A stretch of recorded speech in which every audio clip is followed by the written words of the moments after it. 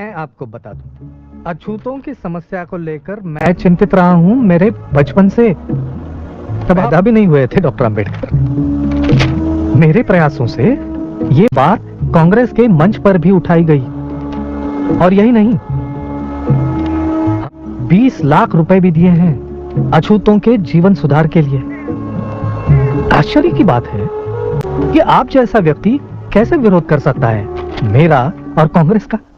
असल में कांग्रेस ने सबको समझने का सिर्फ दिखावा किया है, दाम्भिकता भरे झूठे और खोखले आश्वासन देकर। आपने कहा कि कांग्रेस ने 20 लाख खर्च की। मैं कहता हूं कि व्यर्थ खर्च की।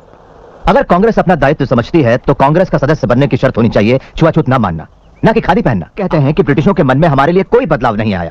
मैं ये पूछता हूं कि हिंदुओं के मन में भी कहां बदलाव आया है हमारे लिए? जब तक वो अड़ियल बने रहेंगे तब तक हम विश्वास नहीं करेंगे हिंदुओं पर, कांग्रेस पर या किसी महात्मा पर। इतिहास साक्षी है कि महात्मा हवा के झोंके जैसे होते हैं, जो धूल तोड़ाते हैं लेकिन ठोस कुछ नहीं करते।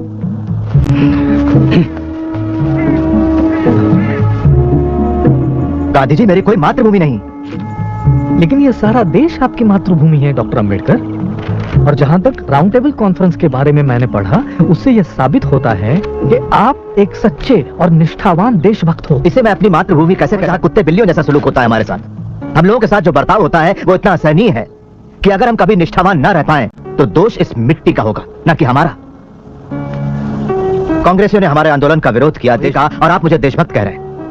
मेरा मानना है कि मैं अपने लोगों के बुनियादी हकों की रक्षा के लिए लड़ रहा हूं, इस भूमि को बिना कोई नुकसान पहुंचाए।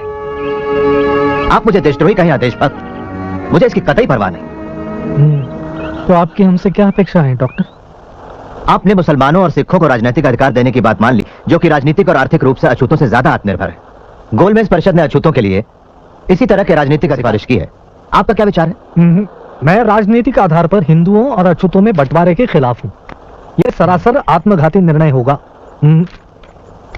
आपके स्पष्ट मत के लिए आभारी हूं। हमें पता चल गया कि इस संघर्ष में हम लोग कहां खड़े हैं। अब मैं इजाजत चाहूंगा गांधी। संयम। महादेव भाई। जी बाबू। उन्होंने ऐसा क्यों कहा कि उनकी कोई मातृभूमि नहीं?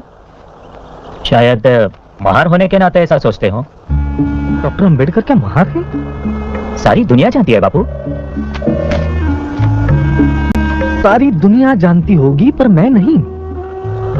मुझे किसी ने क्यों नहीं बताया उनके बारे में?